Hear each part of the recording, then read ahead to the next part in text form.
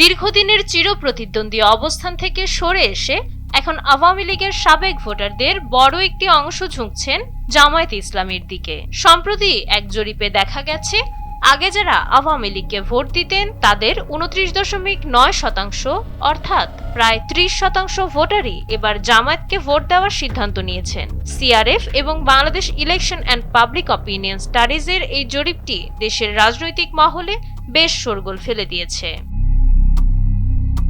শুধু জামায়াত নয়, বড় পরিবর্তন এসেছে বিএনপির ক্ষেত্রেও।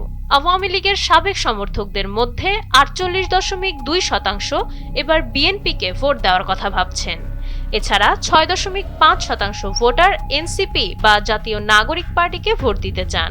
যারা একসময় নির্দিষ্ট একটি আদর্শের অনুসারী ছিলেন, তাদের এমন গণহারে অন্য প্রধান দলগুলোর দিকে ঝুঁকে পড়াটা 2026 সালের নির্বাচনের সবচেয়ে বড় টার্নিং পয়েন্ট হতে পারে, এমনটাই মনে করছেন বিশ্লেষকরা।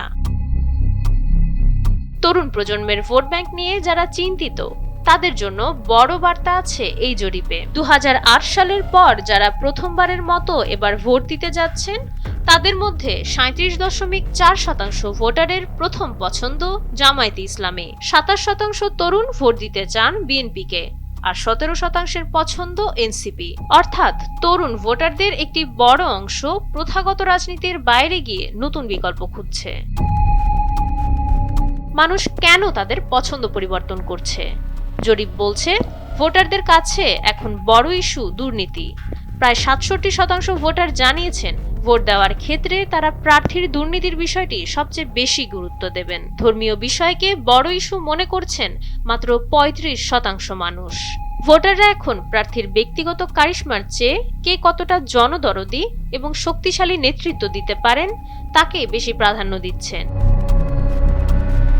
জরিপের সবচেয়ে ইতিবাচক দিক হলো, দেশের 90%-এরও বেশি ভোটার এবারের নির্বাচনে ভোট দিতে চান। মানুষের মধ্যে ভোট নিয়ে ব্যাপক উৎসাহ দেখা যাচ্ছে। তবে মুদ্রার উল্টো পিঠও আছে। বিএনপি, জামায়াত বা এনসিপি সব দলের সমর্থকদের মধ্যেই একটা সাধারণ উদ্বেগ কাজ করছে। ভোট কি আদৌ সুষ্ঠু হবে? সাধারণ ভোটাররা, বিশেষ করে নারী ও বয়স্করা ভোট কেন্দ্রের নিরাপত্তা নিয়ে এখনো কিছুটা দুশ্চিন্তায় আছেন। বিশ্লেষকরা বলছেন, যেহেতু আওয়ামী লীগ এবারের নির্বাচনে নেই, তাই তাদের বিশাল ভোট ব্যাংক কোন দিকে যায় সেটিই হবে জয় পরাজয়ের অন্যতম চাবিকাঠি। মানুষের এই উপচে পড়া আগ্রহকে সফল করতে হলে এখন সবচেয়ে বড় চ্যালেঞ্জ হলো একটি নির্ভয় ও সুশৃঙ্খল নির্বাচনী পরিবেশ তৈরি করা। মাইশা মালিহা, সময়ের আলো।